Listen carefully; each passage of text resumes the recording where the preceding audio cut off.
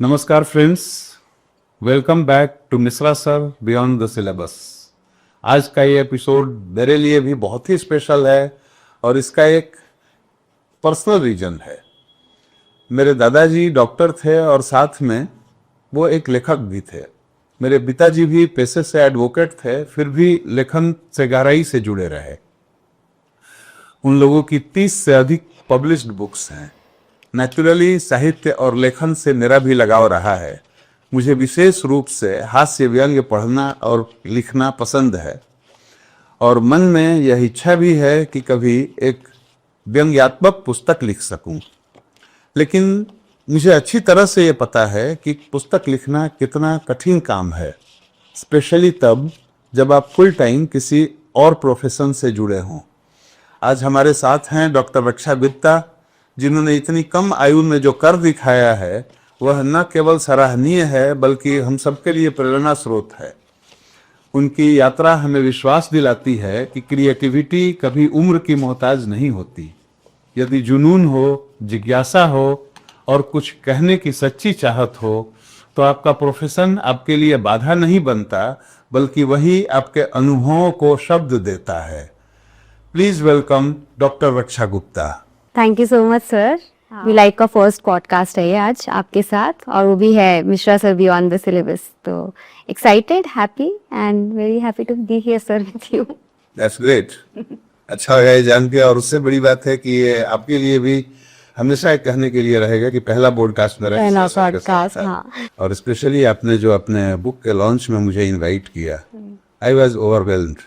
मैं जब वहाँ आया और आने के बाद इमीडिएटली आपका इंटरव्यू चल रहा था and you stopped entire conversation and you said wow Misra sir and I am so मैं अब क्या बताऊं, मैं उस फीलिंग्स को एक्सप्रेस नहीं कर पा रहा हूं, पर बहुत अच्छा लगा। Thank you very much for being so. I was so excited even though मैं स्टेज में बैठी हुई थी, जैसे ही मैंने आपको देखा मैंने कहा अरे Mishra sir, so I was so excited. सारे लोग मुझे लेना कौन है भाई मिश्रा सर, वो मोमेंट था हाँ कैप्चर करने लायक। तो आप बताइए सर, आपको कैसा लगा इतने साल के बाद छोटी सी रक्षा का एकदम से बुक लॉन्च में मिले आप इन पर्सन? हम लोग तुम्हारे उस लॉन्च के लिए अलग से आए बक्सर से ड्राइव करके, और उसके बाद फिर उसको अटेंड किया and then we entered into hall. और जिस तरह से तुमने बोला वो एक्चुअली मुझे नहीं समझ में आ रहा था कैसे रिएक्ट करें, बिल्कुल ही नहीं समझ में आ रहा था। और सारे लोग बोल रहे हैं कि नहीं इनको आगे ले आओ, इनको इधर बैठाओ। I am not at all used to all this things. तो मुझे और भी अजीब लग रहा था।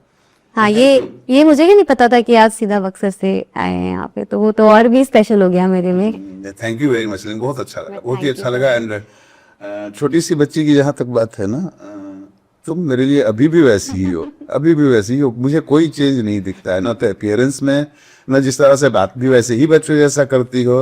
हाँ, बुक लॉन्च के बाद थोड़ा सा तुम्हें एक कॉन्फिडेंट, मतलब कितना प्राउड फीलिंग आता है। पब्लिशर इंटरव्यू कर रहा है और सारे सवाल को इतने प्यार से हैंडल कर रही है, इतने अच्छे से हैंडल कर रही है।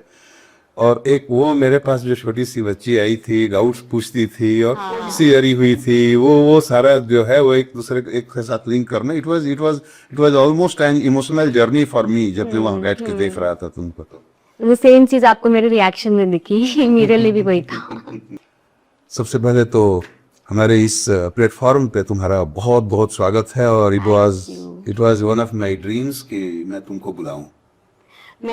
मैंने एक्चुअली आपका पॉडकास्ट देखना शुरू किया तो मुझे भी लग रहा था कि वाओ, कभी शायद मैं भी उतनी लायक बन सकूंगी कि मिश्रा सर मेरे को भी बुलाएंगे। तो मेरे को भी लग रहा था कि हाँ, किसी दिन सर से शायद इसी बहाने से भी आपसे मिल सकूं, क्योंकि it's a honour for me also sir. For your kind information, तुम्हारे नाम का पहले से ही अरेस्ट वारंट था, बस तुमको बताया नहीं गया था। Thank you for starting this podcast. हमारे जैसे स्टूडेंट्स को जो आपसे मिलना चाहते हैं उनको एक अच्छा सा प्लेटफॉर्म मिल जाता है। So sweet. Thank you. Same feeling here. अच्छा, हम लोग स्टार्ट करते हैं अपनी बातों से, और कब शुरू से स्टार्ट करते हैं? शुरू से? हाँ जी। अब ग्वालियर में थी बचपन में, वहां से फिर गुवाहाटी गई, फिर वहां से दिल्ली आई। ये पूरी जर्नी, चूंकि आपके फादर का ट्रांसफरेबल जॉब था और जिस तरह से ट्रांसफर, दो एक बच्चे के लिए मेरे लिए थोड़ा इमेजिन करना, चूंकि हम लोग हमेशा एक ही शहर में रहे हैं, इमेजिन करना बड़ा डिफिकल्ट था कि कैसे आप अलग अलग जगहों पे जाती होंगी, आपके फ्रेंड्स बनते होंगे। मतलब ऐसे में बच्चों पे दोनों इम्पैक्ट आता है, निगेटिव इम्पैक्ट भी आता है और कई बार बच्चे निगेटिव इम्पैक्ट से उभर के बड़ा स्ट्रॉन्ग बच्चा बनते हैं। तो आपको कैसे, इस जर्नी ने आपको कैसे बनाया? सर एकदम शुरू से अगर शुरुआत करूँ तो आ, जब से थोड़ी बहुत अकल आनी शुरू हुई कि अच्छा अभी घर बदलना है, तो शुरुआत में तो हम ग्वालियर में रहे थे। उसके पहले का मुझे भी ध्यान नहीं है क्योंकि मैं बहुत छोटी थी, लेकिन जब से थोड़ा याद रहना शुरू हुआ तो ग्वालियर में मेरा पहला एक घर होता था, पापा का एक गवर्नमेंट क्वार्टर में हम लोग रहते थे। फिर वहाँ 4th स्टैंडर्ड तक वहाँ पे पढ़ाई करी। फिर बीच में पापा 1-2 साल के लिए जरूर बीकानेर चले गए थे, लेकिन वो बॉर्डर एरिया था तो फैमिलीज अलाउड नहीं थी, तो पापा चले गए तो हम लोग वहीं रह गए ग्वालियर में। वहां से आए तो गुवाहाटी, असम, और सडनली आप एक एमपी के एक छोटी सी जगह टेकनपुर जो कि ग्वालियर डिस्ट्रिक्ट में पड़ता है, वहां से आप सीधा गुवाहाटी नॉर्थ ईस्ट में चले गए। तो 5th से 9th standard mid night standard वहां तक पढ़ाई करी। वहां से फिर दिल्ली आ गए। तो ये तीनों ही जो जगह थी अपने आप में, जैसे हम बोलते थे इंडिया बहुत डाइवर्स कंट्री है, तो बचपन से ही मैंने देखा कि कहाँ हम एक हिंदी स्पीकिंग बेल्ट में हैं, suddenly we move to north east, जो हमें भी नहीं मालूम था, कि बस एक मैप में देखा था एक 7 सिस्टर्स करके। फिर वहां पे पहुंच के नई जगह, नई लैंग्वेज, नए टीचर्स, नए लोग, और बहुत ही एक वैसी फीलिंग होती है ना सर कि जब तक हम नई जगह को समझ पाते हैं, नए दोस्त बनाए ही होते हैं, फिर पता चलता है अच्छा कुछ साल में तो फिर बोया बिस्तर बांध के जाना है। एग्जैक्टली मेरा पॉइंट यही था कि फिर इमीडिएटली और जैसे वहां समझना शुरू किया, हाँ। दोस्त बनने शुरू हुए। फिर मैं कितने साल गुवाहाटी में रही? तो गुवाहाटी में सर 5 साल ऑलमोस्ट। हाँ, तो बस वो नए दोस्त बनने शुरू हुए तो मुझे लगा चलो अब जाके फाइनली लैंग्वेज पे भी पकड़ आ गई है, और टीचर्स की तो मैं हमेशा फेवरेट रहती थी। तो वैसे जब शुरू किया और फिर एकदम सडनली एक आया कि अब दिल्ली शिफ्ट होना है, वो भी मिड सेशन में, तो वहां से दिल्ली आना। और छोटे शहरों में क्या होता है सर कि दिल्ली एक बहुत बड़ी जगह लगती है, तो एक डर रहता है कि अच्छा अब हम दिल्ली जा रहे हैं। मैं छोटे शहर से हूँ, आई कैन हाँ। फील। यस। और उसके पहले तो और छोटे शहर टेकनपुर में, मतलब वो तो एक छोटा सा टाउन हुआ करता था, तो वहां से एक लैंग्वेज बैरियर क्रॉस करके वहां जाना, नए दोस्त बनाना, नया माहौल। फिर वहां से एकदम से पता चलता है आपको दिल्ली आना है। दिल्ली बहुत बड़ा एक स्पेक्ट्रम लगने लगता है कि हाँ सब कुछ है, सब कुछ बड़ा है, और वहां हम खो तो नहीं जाएंगे, छोटे छोटे स्मॉल टाउन किड्स। फिर यहाँ आए, दिल्ली में भी वही जर्नी शुरू कर दी, अपना बोरिया बिस्तर बांधा, यहाँ पे आ गए। तो ओवरऑल से बचपन ऐसा ही रहा है। तो कुल मिला के आपको, मुझे लगता है इस जर्नी ने कोशिश की आपको सेटबैक देने की, लेकिन आपने उस चीज को बड़ा कंस्ट्रक्टिवली यूज किया, उससे काफी सारी चीजें आपने सीखी और वो चीज आपको बनाने में काफी हेल्प की। हाँ सर। राइट। वाह। और बचपन में कोई जिससे टॉयज वगैरह तोड़ने वाले बच्चे होते हैं, शैतानी करने वाले बच्चे होते हैं, पेरेंट्स को परेशान करने वाले, आप वैसी थी? नहीं सर, मैं बहुत ही ओबीडियंट, जो होता है ना सारी बात मानने वाली, आप कुछ भी बोल दे जो बात मानने वाली, एक जो बात मानने वाली अच्छी अच्छी होती है ना। मैं इतनी करती हूँ। भी थी स्कूल में तो, कॉलेज इंस्टीट्यूट में तो मैंने देखा है कि आप सबकी फेवरेट थी, सारे टीचर्स की फेवरेट। तो क्योंकि हम 4 भाई बहन है ना, तो 4 भाई बहन में मैं सबसे बड़ी, तो बाई डिफॉल्ट जो घर का बड़ा बच्चा होता है ना, वो कम उम्र में ही बड़ा ही हो जाता है। अच्छा, ये डॉक्टर बनने का सपना कहाँ से आया? आई थिंक उस जमाने में शायद सपने ही 2 होते थे ज्यादातर जो पेरेंट्स देखते थे अपने बच्चों के लिए, या तो डॉक्टर या इंजीनियर। और उसके अलावा शायद क्योंकि बचपन से हम यही सुनते थे कि डॉक्टर बनेंगे, इंजीनियर बनेंगे, तो कहीं ना कहीं दिमाग में बैठ तो जाता है कि आप डॉक्टर बनेंगे। आपने इंटरेस्ट दिया था एंड फर्स्ट टाइम आपका नहीं हो पाया था, and then you decided to take a drop, right? क्योंकि मुझे थोड़ा थोड़ा याद है, आप जब मेरे यहाँ आई थी तो कई बार बीच बीच में बातें, पढ़ाई आपकी अच्छी चल रही थी, आप बहुत लोगों से बहुत अच्छा कर रही थी, लेकिन थोड़ा थोड़ा बीच में कभी कभी इनसिक्योर होती थी, सेल्फ डाउट करती थी कि नहीं होगा तो क्या होता। मैं बातें करता था उस टाइम में, मुझे याद है। तो वो कैसे मैनेज किया आपने? जो आपने ड्रॉप ईयर की बात करी ना, वो एक्चुअली एक बहुत बड़ा सोर्स होता है इनसिक्योरिटी का, क्योंकि अचानक से हम लोग इतने बड़े नहीं होते हैं इमोशनली, या वैसे मेच्योर्ड नहीं होते हैं बच्चे उस टाइम पे। और उस टाइम सबसे पहले वो जो सेल्फ डाउट उस एज में आना, एक टीनेज जो होती है उस टाइम में एक सेल्फ डाउट आना कि am I not good enough, या कंपैरिजन शुरू करते हैं हम, जब हम देखते हैं कि उसका हो गया तो मेरा कैसे नहीं हुआ। और एक हम कंपैरिजन करते हैं, और जो जितने आसपास सोसाइटी है, पेरेंट्स हैं, पेरेंट्स के फ्रेंड्स हैं, वो भी कंपैरिजन शुरू हो जाता है। बाय डिफॉल्ट इंडिया में होता ही है। बिल्कुल। तो जब कंपैरिजन होना शुरू होता है तो भी वो सेल्फ डाउट होता ही है, और वो एक डर होता है ना कि एक बार आप देख चुके हो कि नहीं भी हो सकता है, तो वो डर बैठा तो रहता है कहीं ना कहीं। तो गया था, तो मुझे अभी भी याद है एक बार मैंने आपसे बोला था कि सर नहीं हुआ तो, और आपने इमीडिएटली उसको करेक्ट किया कि ऐसे बोलना ही नहीं है, होगा, क्यों नहीं होगा, आपने बोला क्यों नहीं होगा। somehow I think that stayed with me कि आपका जो उस प्रेशर और जो फियर है उसको डील करने का प्रेशर तो सर वही था, एंट्रेंस एग्जाम वैसा ही था, कंपटीशन वही था, लेकिन उससे डील कैसे करना है रोज के रोज, शायद वो पर्सपेक्टिव उस वजह से थोड़ा सा शिफ्ट आ गया वहां पे। एक्चुअली क्या होता है ना कि जैसे मैंने वो बोला, बड़ा कैजुअली भी बोला हो सकता हूँ, हाँ। और कई बार हो सकता है स्टूडेंट को देख के उसको पूरी तरह से समझ के भी मैं सलाह देता हूँ, मैं कनेक्ट होता हूँ बच्चों से। मैं क्लास में कई बार बहुत सारे बच्चों को सेम बात समझाता हूँ, लेकिन जिन्हें आगे निकलना होता है उसको बड़ा पॉजिटिवली कैच करते हैं और वो आगे निकलते हैं, और जिन्हें इग्नोर करना होता है वो लाइन को इग्नोर कर जाते हैं या उल्टा ले लेते हैं कि तुमसे टॉन्ट कर रहे हैं या मुझे ये कर रहे हैं। हालांकि मेरी कभी कोशिश नहीं होती है किसी बच्चे को टॉन्ट करने की, कभी भी जज करने की, क्योंकि अगर बच्चा को नहीं समझ में आ रहा है तो मेरा फॉल्ट है, मैं पढ़ा नहीं पा रहा हूँ ठीक से उसको। एक और चीज बोली थी मुझे याद है आपने कि ना मेहनत करो, मतलब अंत में सक्सेस उसी को मिलती है जो घिसता रहता है, मेहनत करता रहता है। तो वो कई बार उसको भी उसको मैंने अपने उसमें डाल लिया, सिस्टम में डाल लिया कि आपका काम सिर्फ मेहनत करना ही तो है, उसके अलावा आउटकम तो आपके हाथ में ही नहीं है। ये फैक्ट है, ये फैक्ट है, और मैं इस पॉडकास्ट के सारे जो ऑडियंस हैं उन सभी को ये बताना चाहूँगा कि नॉर्मली क्या होता है कि हम लोग चमत्कार देखते हैं, हम लोग किसी स्टूडेंट को देखते हैं कि ऑल ऑफ अ सडन इतना बढ़िया वो रिजल्ट लाने लगा, टॉप कर रहा है, या किसी भी आदमी का परफॉर्मेंस को नॉर्मली हम लोग बोलते हैं कि आउटस्टैंडिंग परफॉर्मेंस है, इसको अलग फेवर कर दिया और इसके साथ ये अच्छा हो गया। बट फैक्ट ये है कि उसके पीछे उसने कितनी मेहनत करी है वो हमने नहीं देखा है। अगर उस मेहनत को हम जाके देखें तो फिर हमको लगेगा कि शायद इसके आधे मेहनत में हम ये काम कर सकते हैं। बट नॉर्मली हम लोग क्या करते हैं कि उसके चमत्कार को देख के और मान लेते हैं कि इसको लक ने फेवर किया होगा, इसने अपना। सो एक्चुअली उसके पीछे जो घिसना होता है, जो मेहनत करनी होती है, वही सक्सेस का मेन रीजन होता है। राइट? अच्छा, आप तो सीधा एग्जाम्पल है इस बात की, आपसे बड़ा एग्जाम्पल हाथ कंगन को आज की क्या बोलते हैं। तो और सर आई थिंक वो सिर्फ मेडिकल या इंजीनियरिंग एंट्रेंस उसमें लागू नहीं होता, लाइफ में हर उसमें। I think this help me not just in medicine, in public health also, in my writing venture also. मैं कुछ भी अगर कोशिश कर रही हूँ लाइफ में, कुछ भी हो, तो अगर आपने ये कर लिया है ना कि आउटकम के बारे में मत सोचो, आपके हाथ में सिर्फ और सिर्फ अपना काम करना होता है, और उसके बाद बोल दो होगा कि नहीं होगा।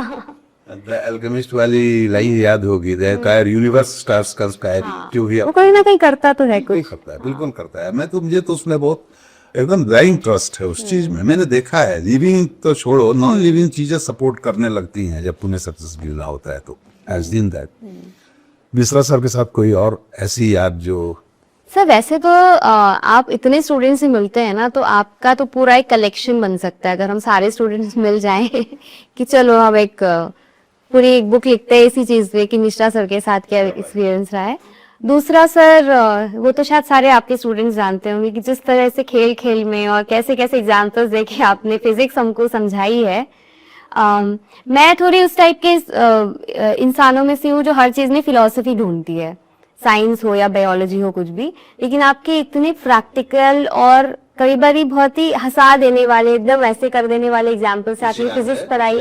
हाँ सर मुझे याद है, मैं एक हम लोग प्रोजेक्टाइल मूवमेंट जब पढ़ते हैं ना, तो उसमें आपने बताया कि तुम नीचे खाना खा रहे हो, ऊपर से एक चिड़िया उड़ती हुई आ रही। अच्छा, वो रॉकेट लॉन्च वाला जो। हाँ, तो कि उस चिड़िया को किस स्पीड में उड़ना होगा कि अगर आप नीचे खाना खा रहे हो तो आप बच जाओ। तो आप ड्रॉ करते थे चिड़िया ऊपर, हम नीचे खाना खा रहे हैं, तो वो पूरी इमेजिनेशन जो मैं मुझे याद है, मैं हमेशा पहले सीट में बैठती थी आपके इंस्टीट्यूट में, और मैं तो ब्लैक बोर्ड भी देख रही हूँ कि अच्छा एक चिड़िया उड़ रही है नीचे कोई खाना खा रहा है, मैं अपने आप को इमेजिन कर रही हूँ कि उसको किस स्पीड में उड़ना चाहिए कि मैं बच जाऊं, और इस स्पीड से इतनी हो गई तो हो सकता है वो सारा कार्यक्रम मेरी प्लेट में हो जाए। तो उस वक्त हम फिजिक्स का एक लॉ पढ़ रहे हैं, लेकिन उसको किस तरह से लाइव हम इमेजिन कर सकते हैं कि इसका एप्लीकेशन यहाँ भी हो सकता है। ज्यादा हो गया बहुत ज्यादा हो गया तो फिजिक्स में एक अलग एंगल से देखना शुरू किया कि physics is not just science. जैसे मेरे को फिजिक्स बहुत पसंद है तो उसको एकदम से एक टर्म बोल दे कि हाँ ये तो साइंस गीक है, नर्ड है लोग, लेकिन फिजिक्स को एक अलग तरीके से भी देखा जा सकता है जो एप्लीकेशन पार्ट है। फिजिक्स देखते हो तो मिश्रा सर की याद आती है। हाँ सर, फिजिक्स का मतलब ही सिनोनिम है मिश्रा सर का। अच्छा डॉक्टर, अच्छा आपने एमबीबीएस के लिए फिर आफ्टर सिलेक्शन ग्वालियर क्यों चुना? ये नॉस्टैल्जिया ड्रिवन था या कोई और रीजन था? दो तरह से हुआ कि एक तो कॉलेज डिसेंट हो और दूसरा बहुत ज्यादा दूर ना हो। जहां मैं देख रही थी कि मैं बहुत दूर जाऊंगी तो कहीं ना कहीं थोड़ी सी वो पकड़ ली थी डैड ने कि नहीं बहुत दूर तो नहीं, और जहां आप जानते भी हैं लोगों को वहां पे जाओ, और एक डिसेंट कॉलेज। ये भी नहीं होना चाहिए कि पास के चक्कर में कोई भी ऐसा कॉलेज जहाँ पे मेरे को लग नहीं रहा कि तो मेरा शक सही था कि नॉस्टैल्जिया भी एक रीजन था, पर असर था कि हाँ सर, हिंदी बेल्ट है, घर से नजदीक है, थोड़ा पेरेंट्स से भी ज्यादा दूर जाना, ये बहुत अच्छी बात है इसमें। और उसके बाद आपने दिल्ली में किसी हॉस्पिटल में कई सालों तक काम किया था। तो एक थ्योरेटिकल स्टडी, हालांकि हॉस्पिटल एक्सपोजर होता है मेडिकल स्कूल्स में, बट फिर भी बचपन में ड्रीम देखा कि हम डॉक्टर बनेंगे, यू बिकेम ए डॉक्टर। उसके बाद आपने एमबीबीएस करने के बाद लाइफ पेशेंट को देखना, पेशेंट्स आपसे एक्सपेक्ट करते होंगे, कैसा लगा था आपको? वो तो सर एक्सपीरियंस था लाइफ का कि yes many times it was very challenging, क्योंकि बहुत up closely used to see real pain, real suffering, real जो स्टोरीज होती है लाइफ की। दिल्ली हॉस्पिटल में जो मैंने काम किया दैट वाज, मैं बोलूंगी कि वो मेरा फर्स्ट रियल एक्सपोजर था लाइफ में। वहाँ मुझे मेंटोर्स तो बहुत मिले जिन्होंने मेरे को सिखाया, क्योंकि मेडिकल कॉलेज से जाने के बाद में वहाँ पे जो हमारे सीनियर्स होते थे तो पेशेंट से ऐसे बात करना है, किस तरह से उसकी हिस्ट्री से इसकी डायग्नोसिस निकालनी है, किस तरह से मैनेज करना है, तो मेंटोर्स वहाँ भी बहुत अच्छे मिले। लेकिन more than the books and seniors, जो पेशेंट्स और जिस तरह से उनको डील करना है, और जो 24 आवर ड्यूटीज होती थी हमारी कि किस तरह से 24 घंटे अपने आप को अलर्ट और जगा के रखना है, साथ में आपको दूसरे इंसान के लिए डिसीजंस भी लेने हैं, आपको उसको मैनेज भी करना है। तो वो जो एक चीज है ना, वो अंदर डिसिप्लिन होना, अलर्ट है ना हर सिचुएशन में, आई थिंक आप काम तो सीख जाते हैं, लेकिन ये जो सारी चीजें होती है ना, वो पेशेंस भी आपको सिखा के जाते हैं। जब वो पहली बार चल के जाता है एक लेटा हुआ पेशेंट और एकदम ऐसी सिचुएशन में, और जब वो जाता है, और जो आखिरी में जब आपको डॉक्टर साहब या कई बार मेरे को डॉक्टर बिटिया करके एड्रेस करते थे, तो वहां पे लगता था कि वो डॉक्टर सिर्फ वो एक उपाधि या वो एक टाइटल नहीं मिल गया कि नाम के आगे लग गया, वो है उसकी एक अपनी वेट है, लेकिन उसके पीछे ना उनका जो आपके प्रति जो ट्रस्ट है और जो उन्होंने आपसे उम्मीद बना के रखी थी। तो आई थिंक वही मैं कहती हूँ हमेशा कि मम्मी पापा ने नाम रक्षा रखा है, लेकिन उस रक्षा नाम को रियल मीनिंगफुली उसको जीना है। आई थिंक वो वहां से धीरे धीरे आया। क्या बात, बहुत बढ़िया। रक्षा नाम है तो रक्षा तो करनी है लोगों की।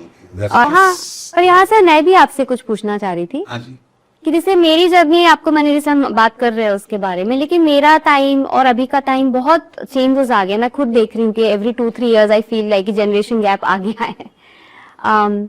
तो उस टाइम पे जब हम आपके स्टूडेंट्स होते थे, जिस तरह से हम एग्जाम की तैयारी आप हमें कराते थे, या हम उस एग्जाम को किस तरह से अप्रोच करते थे तब में, और उस एग्जाम पैटर्न में स्टूडेंट्स किस तरह के हो गए हैं, या मेडिसिन या डॉक्टर बनने के लिए जो पहले लोगों को बड़ा जज्बा होता था ना डॉक्टर बनेंगे, तो तब में और अब में क्या फर्क आया सर, वो मैं जानना चाह रही थी आपसे। प्री कोविड ऑलमोस्ट सेम था, कोई चेंज नहीं था। जैसे स्टूडेंट्स थे, एक्चुअली आज भी सिलेक्शन तो उन्हीं का होता है जो घिसते हैं, सिंपल सी बात है, कोई शॉर्टकट नहीं है। वो बचपन से हम लोग सुनते आ रहे हैं, there is no shortcut to success. वो वैलिड है, वो अभी भी लागू होता है। सिलेक्शन उन्हीं का होता है जो बैठ के मेहनत करते हैं, जो पढ़ाई करते हैं। पर्टिकुलरली इवन इंजीनियरिंग में इतने सारे कॉलेजेस खुल गए हैं, फिर भी अच्छे कॉलेजेस उन्हीं को मिलते हैं जो बैठ कर। अभी भी सिलेक्शन उन्हीं बच्चों का हो रहा है जो प्रॉपरली, जैसे तुम लोग मेहनत करते थे, जैसे मैं मेहनत करता था, जैसे मेरे से पहले वाले मेहनत करते थे, उन्हीं का सिलेक्शन होता है। सिलेक्शन का कोई शॉर्टकट नहीं है। आज भी वही चल रहा आज है। भी वही चल रहा है। फिजिक्स वही है, केमिस्ट्री वही है, बायो वही है, सिलेबस थोड़ा बहुत काय बाय होता है, बट न्यूटन्स लॉ सेम है, कूलम्ब्स लॉ सेम है, उनका क्वेश्चन सेम है, बस यही है, कोई ज्यादा डिफरेंस नहीं है। और डॉक्टर बनने की ड्राइव अभी भी है लोगों में, या जिसमें है उसमें है, क्योंकि डॉक्टर बनना इज ऑलमोस्ट जैसे किसी को डिफेंस ज्वाइन करना है। किसी को डिफेंस अगर ज्वाइन करना है, डिफेंस सर्विसेज तो करना है, उसको पैसे के लिए नहीं है, उसको सैलरी के लिए नहीं है, उसको देश के लिए एक जज्बा है, उसको पेशेंट्स, डॉक्टर्स का भी वही है, उसे पेशेंट्स की सेवा करनी है, वो बचपन में उससे फीलिंग आ जाती है। तो जिन्हें करना है वो ड्राइव है, जिन्हें नहीं करना है, कैजुअल वाले लोग वो इवन सेलेक्ट होने के बाद भी बहुत अच्छा डॉक्टर नहीं बन पाते हैं, वो आप जानती हैं। तो है, ड्राइव है। जिन्हें जिन्हें डॉक्टर बनना है ना बनना है, वो तो लगे रहते हैं वैसे ही, कोई चेंज मुझे ऐसे नहीं दी। Then it comes to big step. Raksha flying, Raksha goes to US, Hopkins university, नाम सुनते हैं, सभी लोग सुनते हैं, सबके मन में डिजायर होता है कि हमें घूमने को, हम लोग यूएस जा रहे हैं, तो हमारी भी इच्छा है कि हम लोग हॉपकिंस यूनिवर्सिटी देखने जाते। आप वहाँ रही हैं, आप वहाँ बढ़ी हैं, कैसा लगा आपको वहां जाके? चूंकि आप वहां ब्रिलियंट ब्रेन्स के बीच में गई होंगी, आपको लग रहा होगा कि पता नहीं इनसे मैं कंप्लीट कर पाऊंगी कि नहीं, कैसा आपको लगा? हम हमारे लाइफ में एक ऐसे माइलस्टोन होता है जिसमें आप ना अपनी लाइफ को बिफोर और आफ्टर की तरह देखने लगते हैं कि बिफोर, इफ ये जो माइलस्टोन था, इसके पहले आप ऐसे थे और आफ्टर ऐसे। तो I think moving to US for 2 years and being at Johns Hopkins, वो मेरे लिए वो माइलस्टोन ईयर था, 2016 actually. So I don't think अगर वो नहीं हुआ होता तो मेरी लाइफ कुछ और होती, दैट इज फॉर श्योर। मुझे याद है बचपन में मैं एटलस देखती थी, ग्रोथ देखती थी, तो ऐसे घुमा घुमा के या पेजेस पलट के बहुत सारी कंट्रीज और इन सब के नाम आते थे, और मुझे लगता था कि वहाँ के लोग कैसे होते होंगे, वहाँ के लोग क्या खाना खाते होंगे, किस तरह से बातें करते होंगे। But in 2016 at least I was sharing classroom with almost every individual from some country. और जैसे आपने बोला कि एकदम से हम एक बहुत बड़े जगह पहुंच जाते हैं जहाँ पे we are meeting huge professor जिनके रेफरेंस हम बुक्स में देखते थे, आज वो क्लास ले रहे हैं, तो वो नाम बहुत बड़े बड़े हैं, ग्लोबल एक्सपर्ट्स के साथ में बैठने को मिल रहा है। तो कई बार ऐसा लगता था कि बहुत छोटी सी मछली है हम इन सबके सामने। तो शुरू में थोड़ा सा कॉन्फिडेंस शेक भी होता है आपका कई बारी, और लगता है कि मेरे को कई बार ऐसा लगा शुरू में, क्योंकि एक तो चैलेंजिंग होता है, मुझे गूगल मैप में नेविगेशन नहीं आता था, वो सीखना जरूरी है वहां पे, फिर खाना कैसे करना है, वेजिटेरियन है, तो वो शुरू का जो वो होता है वो तो आपका पर्सनल एक शॉक वो होता है, कल्चर शॉक लगता है। बाद में जब आप उस रिदम में आ जाते हैं कि हाँ ठीक है अभी आपको यही रहना है, तब आता है कि do I even belong here, ये सही जगह हूं मैं कि नहीं। एकदम छोटी सी मछली है एक बड़े से समंदर में, वैसी फीलिंग आती है। बट समथिंग देन स्ट्राइक्स, क्योंकि आपको ये तो मालूम है that you are representing yourself, but more than that you are representing your country. आपको वहां पे रक्षा गुप्ता छोटी चीज है, but okay she is from India, तो then that acquires to you कि you are representing your own country there. आप जो भी करेंगे आपके कंट्री का एक आप फेस बनते जा रहे हो वहां पे, उनके हिसाब से इंडिया ऐसा होता होगा, क्वेश्चंस भी वैसे आते हैं, स्टीरियोटाइप्स भी हैं। तो जो शुरू में वो फीलिंग आती थी कि डू आई बिलोंग हियर, फिर लगता था कि no I have earn this seat. And आप अपनी कंट्री को बहुत कन्विक्शन के साथ में और बहुत कॉन्फिडेंस के साथ रिप्रेजेंट करो। जब वो फीलिंग आने लगती है, then you know that yes I have something very valuable to offer. और शायद उस वजह से वो जर्नी ऐसी हो गई कि मैं सीख भी रही हूँ, but I am also teaching them कि दिस, आपको जो इंडिया के बारे में पता है ये भी एक चीजें हैं, and many times they were open to learning new things. तो वो जो एक कल्चरल जो एक एक्सचेंज होता है ना, कि मुझे आपके बारे में कुछ सीखने को मिला और आपको मेरे कंट्री के बारे में कुछ सीखने को मिला, तो आई थिंक वो 2 साल मेरा one of the most beautiful 2 years। और जो फीलिंग्स आप बता रही हैं कि आपको ये लगता था कि डॉक्टर रक्षा गुप्ता के साथ साथ एक इंडियन आप थी और इंट्रोड्यूस किया जाता था, तो ये आपके ऊपर रिस्पॉन्सिबिलिटी थी कि इंडिया की इज्जत भी आपके हाथ में है, हमको इस तरह से रिप्रेजेंट करना है कहीं अपने को। तो क्या ये एक रीजन था पैट्रियटिज्म, या कोई और रीजन था कि आप यूएस से वापस इंडिया आए, क्योंकि नॉर्मली लोग आते नहीं हैं। एक बार लैंड ऑफ अपॉर्चुनिटी जाने के बाद मैं जितने अपने फ्रेंड्स को जानता हूँ, 500 से ज़्यादा फ्रेंड्स मेरे वहाँ पे हैं, बहुत कम लोग वहाँ से वापस आ गए। सो क्या चीज़, क्यों आप वापस आई, एंड उसके लिए कोई रिपेंटेंस है? ये दोनों थोड़ा सा क्षेत्र में बताएं। बहुत ही इंटरेस्टिंग है क्वेश्चन। आई थिंक 2018 में मुझसे बहुत ज़्यादा सवाल पूछा जाता था, क्योंकि that's the year when I came back. तो सर, जैसे आपने बोला ना कि वापस लौट के आना है, तो हम वापस लौट के आते कहाँ हैं? घूम फिर के, काम करके। आप अपने घर ही जाते हैं ना। Oh, I got it. I guess this is your answer. Yes, This is your third book, Tennis. Yes. बाकी आप मेरे श्रोताओं को बताइए, मैं तो समझ गया। बट मेरा पर्पस था कि मैं वहाँ पे अपना मास्टर्स कंप्लीट करूंगी। I will learn from the best of the people. और उसके बाद मैंने अपनी लाइफ को ओपन छोड़ दिया था। I could go anywhere. मैं यूएस रह भी सकती थी, मैं किसी और जगह भी जा सकती थी, और इंडिया तो मेरा घर है। इंडिया मेरे लिए ऐसा नहीं है कि आप क्यों आए, अरे मेरा घर है, आप लौटते तो घर ही है ना, कुछ भी कर ले। तो इंडिया आने का ऐसा कोई डिसीजन नहीं था कि हाँ इंडिया आना है, वो तो मुझे मालूम ही है कि वापस जाना है। तो वापस लौटना is always India and always home. लेकिन वो डिसीजन ऐसे लिया सर कि एक अपॉर्चुनिटी मिल गई, एक रिसर्च अपॉर्चुनिटी थी। तो मैंने उसको इस तरीके से देखा कि रिसर्च अपॉर्चुनिटी भी है, going back to India. And मेरा हमेशा ये था, जैसे बोलते हैं ना सर, ब्रेन ड्रेन, यहाँ से पढ़ के लोग बाहर जाते हैं।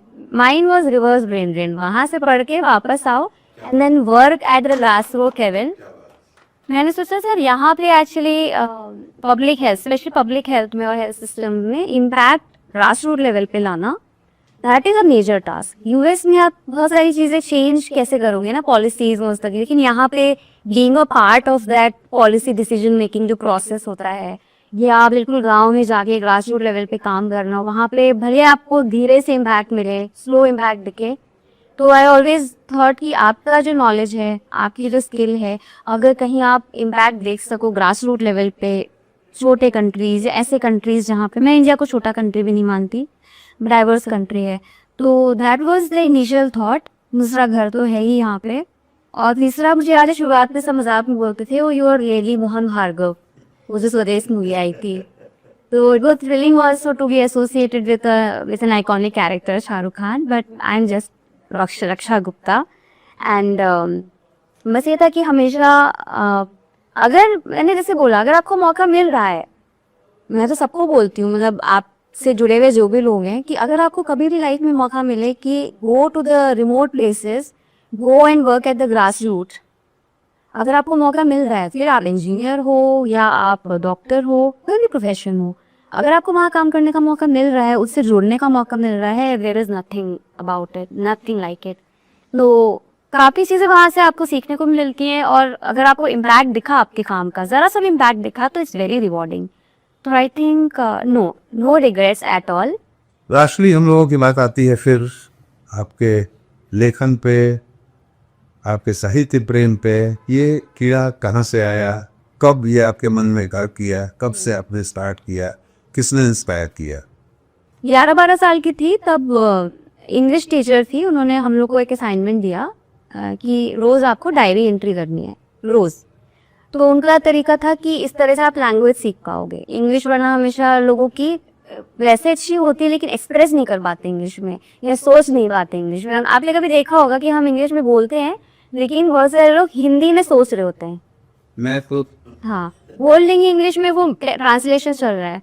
तो मेरी मैम का शायद ये पर्पस ये था कि आप इंग्लिश को एक लैंग्वेज की तरह देखिए, इसको आप एक्सप्रेस कर सकते हैं, कम्युनिकेशन कर सकते हैं। तो शायद उस पर्पस से उन्होंने कहा कि आप डायरी एंट्री लिखना शुरू करो। Initially I took it as a homework, कि होमवर्क है, घर पे जाके कुछ लिखना है और अगले दिन मैम को सुनाना है, सारे स्टूडेंट से सुना जाएगा। फिर होमवर्क करते करते हैबिट बन गई। हैबिट करते करते लगा कि आई एक्चुअली एंजॉय दैट। वो मज़ा आता था कि रोज़ के जो थॉट्स हैं, शायद एक बहुत अच्छा तरीका होता है, जब आपके दिन भर के जो थॉट्स हैं ना, रात को आप एक डायरी में लिख लेते हैं ना, तो कहीं ना कहीं वो मन भी हल्का हो जाता है। जैसे आपने किसी से बात कर ली, तो मेरे लिए पेन उठा के डायरी में लिख लेना इज सेम एज आपने किसी से बात करी। आपकी 3 बुक्स पब्लिश हैं अभी, तीसरी बुक लॉन्च में आपने मुझे बुलाया, इनवाइट किया था, बहुत अच्छा लगा, जिसके बारे में हम लोगों ने बात करी थी। उन तीनों बुक्स के बारे में 2-2 लाइन में बता सकती हैं कि वो बुक्स में क्या है? सबसे पहली बुक जो मैंने लिखी थी वो कोविड के ही टाइम पे लिखी थी. It is called this one, Metamorphosis. तो मेटामॉर्फोसिस इज बेसिकली बायोलॉजी का फिनोमेना है कि कैसे एक इमेच्योर सेल से हम मैच्योर सेल में जाते हैं, जैसे caterpillar to butterfly.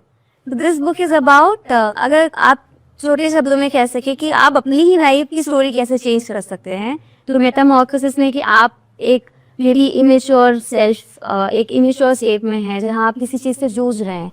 So how do you survive, and उस आप अपनी पूरी लाइफ की जर्नी ही as not as a victim but as a survivor. And मैं तो सर्वाइवर को भी एक नेगेटिव वर्ड मानती हूँ. सर्वाइवर क्यों? आप अपने सपने देखिए, लाइफ में कुछ बुरी हुई है चीज़ें, बट आप अपने सपने देखिए. You should have that drive to dream and then make it come true. So this book talks about that. It talks about a little girl having a little dark chapter in her life, abusive childhood, but then how she took up that dark chapter and she decides कि no, that will not take away my life from me, or and she is not willing to just survive. She is willing to dream and make them come true. तो कैसे उसकी journey रही है. तो this book is about that. My second book was it's a poetry collection. It is called Fireflies. Fireflies नाम रखने का reason था जुगनू. आपको एक अंधेरे में कई बार जो रोशनी देता है ना, मैजिकल तरीके से जुगनू उड़ के आता है, and then you feel like holding it, but the beauty is in letting go, कि उड़ने दो उसको, उसकी खूबसूरती देखो. So the poems are also like that.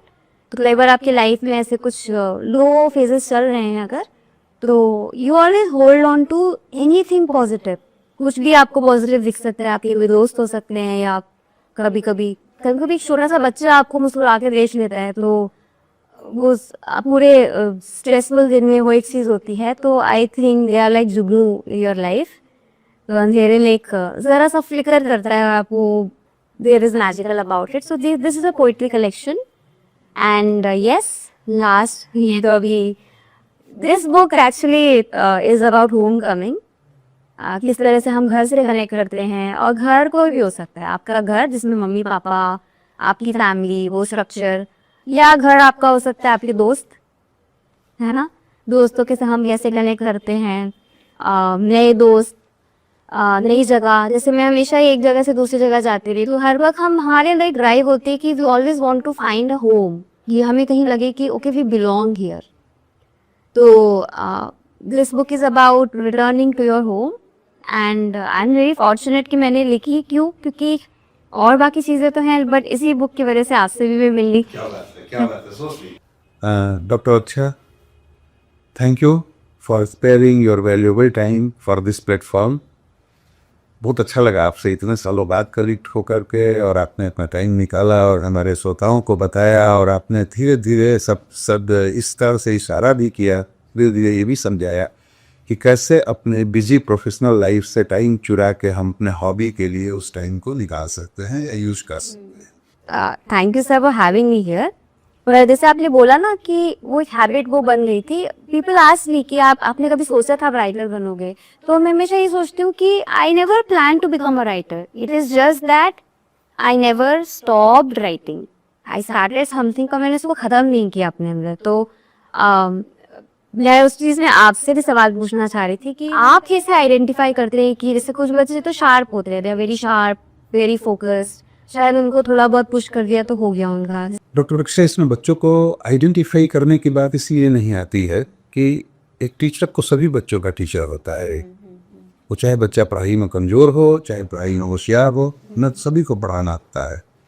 हम कैसे जज कर सकते हैं? हमारा काम ये थोड़े है कि मैं जज करूँ कौन सा बच्चा होशियार है. हाँ ठीक है, जो जैसा है उसको वहीं सपोर्ट करना है, नंबर 1. नंबर 2, सिलेक्शन के लिए एक ही सीट तो नहीं है, बहुत सारी सीटें हैं. ठीक है, कोई टॉप करेगा बहुत अच्छा होगा, तो ऐसा पड़े है खरी जो टॉप करता है वही बहुत अच्छा डॉक्टर या इंजीनियर बनता है.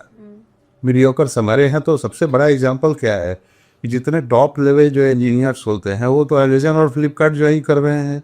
जो सेकंड ग्रेडेड इंजीनियर्स हैं वो चंद्रयान और मंगलयान यहाँ से लॉन्च कर रहे हैं. तो इससे बढ़िया एग्जांपल क्या हो सकता है? मीडियोकर्स, और जो इसको हम जज करते हैं कि इनका लेवल वो नहीं है, वो ज़्यादा बड़े काम कर जाए. तो और कुछ चीज़ें क्या है कि कोई मेरे पास ऐसा मेजर्ड या कोई ऐसा टेक्निक या ट्रिक या कुछ ऐसा ये नहीं है जिसके वजह से ना बच्चों से, यहाँ हमें नीड होता है बच्चों से केवल इमोशनली कनेक्ट होने की।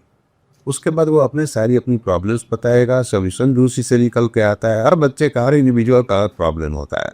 सर आपने जो इमोशंस के बारे में बात करी ना कि इमोशन से आप कनेक्ट कर जाते हैं, तो मैं तो सबको बताना चाहूँगी कि आई रिमेम्बर जब मेरे रिजल्ट्स आने शुरू हुए थे पीएमटी के, तो मेरा दिल्ली वाले पीएमटी में नहीं हुआ था।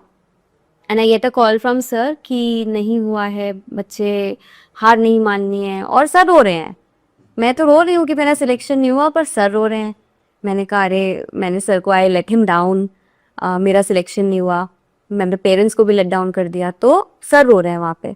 आई थिंक 1 हफ्ते 10 दिन के गैप के अंदर में ऑल इंडिया का रिजल्ट आया, और ऑल इंडिया का रिजल्ट जब आया कि सर मेरा सिलेक्शन हो गया, और पीछे से सर ने फ़ोन नहीं उठाया, मैम ने फ़ोन उठाया, और मैम कहती हैं कितना रुलाओगे यार तुम अपने सर को। तो सर उस दिन और ज़्यादा रोए, इतना रोए कि मुझसे भी बात नहीं कर पाए।